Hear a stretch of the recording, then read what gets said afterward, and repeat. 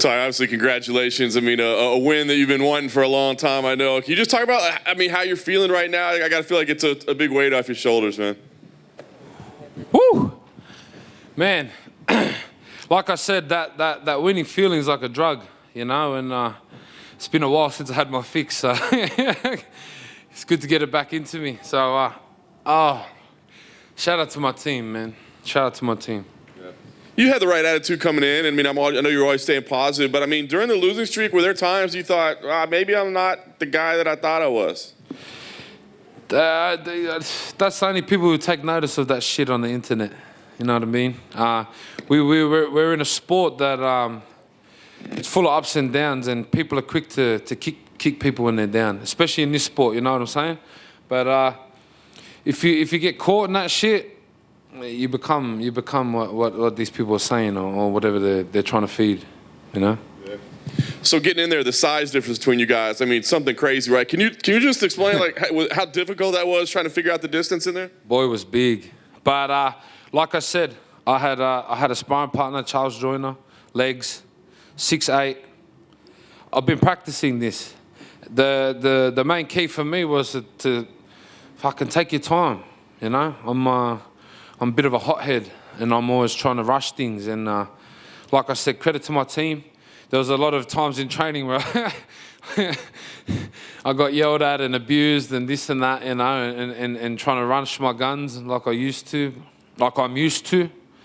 But like I said, I'm learning this MMA stuff. I'm learning this. And once I learn more, and when I get back to America and back to AKA, this whole division better watch out. I think it was the uppercut that finally did it. Did you know that was something you're about to land? That seems so difficult to reach up that high with an uppercut like that.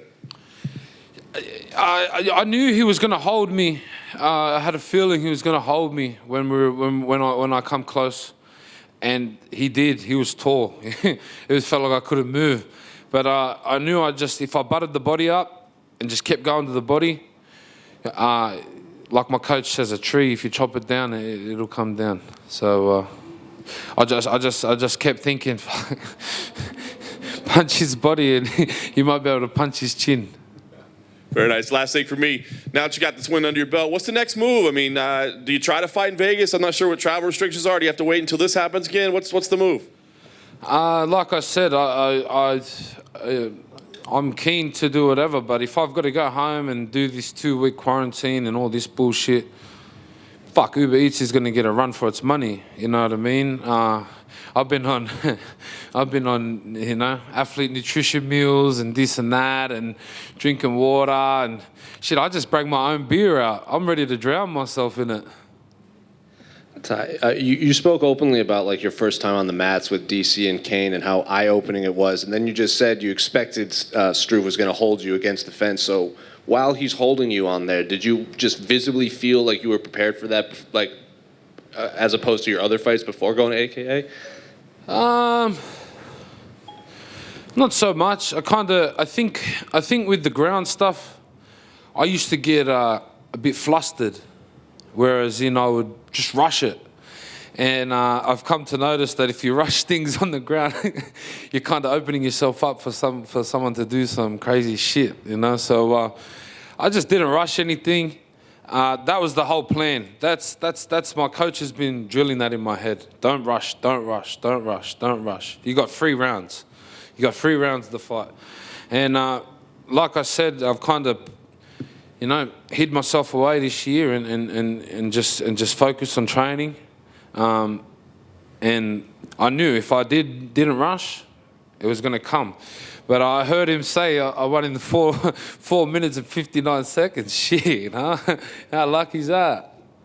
And then when you had him against the fence before you landed the uppercut and before you kind of spiked him on his head, you had your forearm right into his throat, and it looked like it was visibly uncomfortable for him. Is that something that you worked on, or is it just he's so tall? Yeah. It's something we've been working on. I have to. What is it again, Cotto? I forgot. Yeah, just lengthen him out or whatever the word is. But yeah, we worked on it. I was trying to keep him tall, especially if he had me on the cage. That was the plan. I suppose if I kept him tall and I kept his head up there, I kind of knew where I could punch after. But like I said, I try to stay under his chin with my head, and I just kept buttering the body. I think I was hitting him pretty hard in the body, maybe. Hope so. But that was the plan. I stuck to the plan for the first time. Hey, Tai. Over here to your right.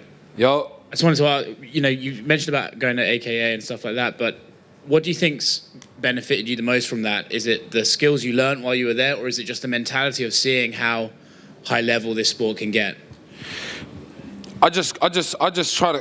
I pretty much crammed the whole lot in, so I didn't get to learn that much, as in to better myself, like to get better. But I knew, leaving there, I knew where I had to be, as in my work ethic and that level.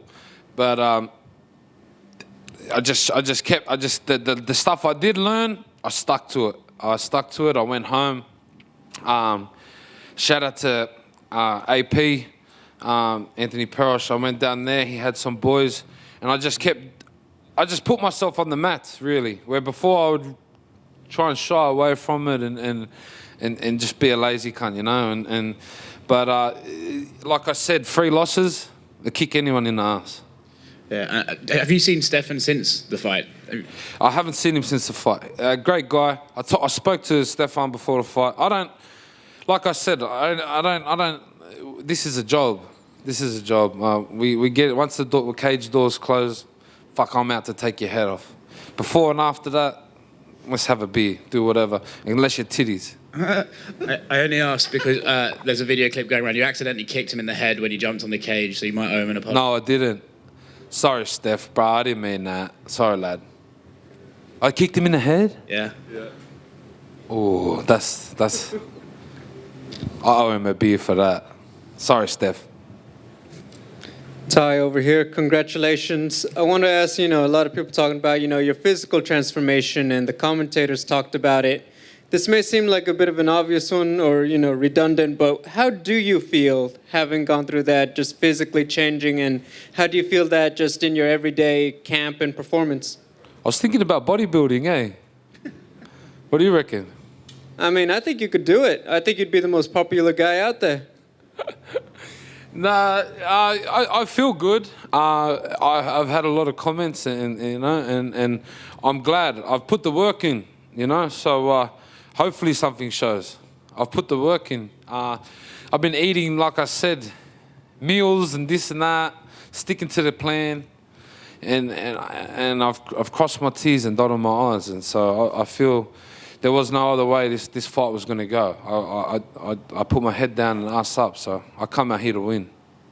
I know you were joking a bit, but in all honesty, like when you're about to have a 2-week quarantine and you've done all this work, how hard is it not to just go back to your old ways and chow down? I'm pumping Uber Eats when I get home. Shit. This has been a long year, man. It's been a long year. Obviously, there's people out there worse off than me. So, like I said, I've been waiting all year to get paid. And us fighters, we don't fight. We don't get paid unless you're doing some other things. And fortunate enough for that, I got busy in other ways. But, man, shit, I'm pumped. Like, it's been a while, man. It's been a while. I'm over the moon. Final question. We saw that you couldn't do another shoey with the Nelk guys. Quite bluntly, you could do a shoey with anybody, living or dead. Who would it be and why? Living or dead? Yeah. Ooh. That's a good question. What's his name from Queen? Freddie Mercury. Freddie Mercury. He used to party hard. Yeah, I would have a crack with him. But he might take me out there. I don't do it. Anyway, yeah. Woo! 50 G's, baby! Yes or no? Come on, someone. No? Okay. Well, I'll wait. Congrats.